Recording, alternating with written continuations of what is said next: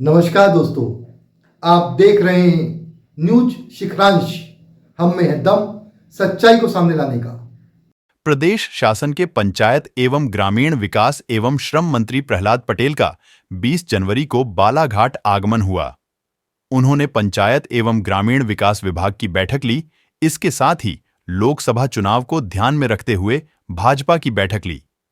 पत्रकारों से चर्चा करते हुए उन्होंने कहा कि मध्य प्रदेश एक सुंदर संसाधन वाला राज्य है, एक शांत प्रदेश है। दमोह और बालाघाट दो ही जिलों की समीक्षा बैठक की है। एक जगह जहां वर्तमान में सांसद था, एक जगह जब शताब्दी के संगम के समय में यहाँ पर सांसद था। बालाघाट का मेरा अनुभव जीवन का श्रेष्ठ अनुभव। उस समय शताब्दी बदल रही थी, तब मैं यहाँ पर सांसद था। गौवंश की रक्षा का जब संकल्प में संसद में लेकर आया और पारित हुआ, वो देश की आज़ादी के बाद पहला संकल्प किसी निजी सांसद का जो संसद में पास हुआ। उस समय मैं बालाघाट का सांसद था। फिर जब मैं अटल जी की सरकार में मंत्री बना, तब मैं बालाघाट का सांसद था। वामपंथी उग्रवाद बालाघाट की उस समय पहचान सी बन गई थी, लेकिन एक जनप्रतिनिधि होने के नाते मुझे वामपंथी उग्रवाद से लड़ने में इस जिले के हर वर्ग ने जो मदद की थी, उसका मैंने सदैव आभार माना।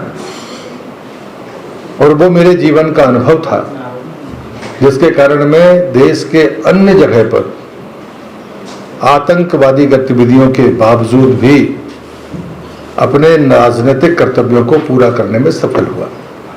चाहे वो मणिपुर हो, चाहे त्रिपुरा हो, या अन्य कोई क्षेत्र जहां भी मुझे देश में जाने का अवसर मिला। आज भी मैंने अपने विभाग की समीक्षा की है। प्रधानमंत्री सड़क योजना, प्रधानमंत्री आवास योजना, उज्ज्वला योजना, पोषण शक्ति आहार का जो भी हमारी योजना चलती हैं वो, और खास करके श्रम मंत्रालय भी। दो मंत्रालय मेरे पास हैं और मैं गौरवान्वित हूं कि मैंने जीवन में एक राजनीतिक कार्यकर्ता होने के नाते जिंदगी भर ग्रामीण विकास, कृषि या मजदूर के लिए काम किया। आज वो विभाग मेरे पास है और मुझे काम करने का अवसर है। ये फर्क जरूर है कि जब मैं संसद सदस्य होता था तो मैं हमेशा, मेरे पास में जो भी समितियां रही हैं उसमें कृषि या ग्रामीण विकास अनिवार्य रूप से रहा है, और दूसरा कोई जो पार्टी या सरकार तय करती थी वो मुझे मिलता था। ये जीवन का जो अनुभव है, उस अनुभव के आधार पर मध्य प्रदेश को देश में नंबर 1 का राज्य बनाना, ये ग्रामीण अर्थव्यवस्था की दम पर ही संभव है। लेकिन हम सबको ये बात भी ध्यान रखनी होगी कि हम अर्ध शहरी जिंदगी की तरफ आगे जा रहे हैं। घर में शौचालय है, 24 घंटे पानी की उपलब्धता की गारंटी है, बिजली है, तो हमको जल और मल की निकासी के बारे में गंभीरता से सोचना होगा। बड़ा थंब रूल है, यदि जल और मल की निकासी है तो घर भी सुंदर रहेगा, गांव भी सुंदर रहेगा, और जहां पर भी आप रहते हैं वो सुंदरता रहेगी।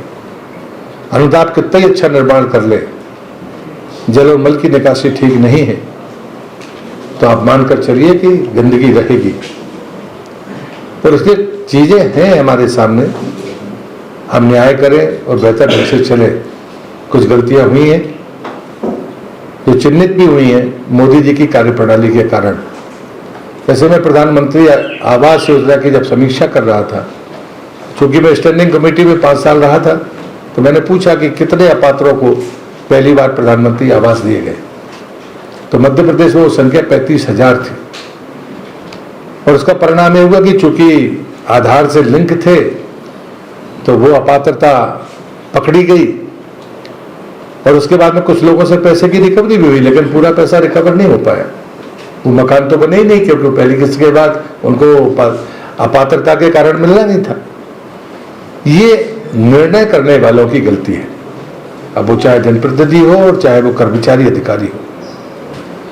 तो विकसित भारत संकल्प यात्रा मोदी जी की है, वो इसी बात को पुष्ट करने के लिए कि सरकार ढूंढे कि कोई जरूरतमंद लाभार्थी होने से बच तो नहीं गया।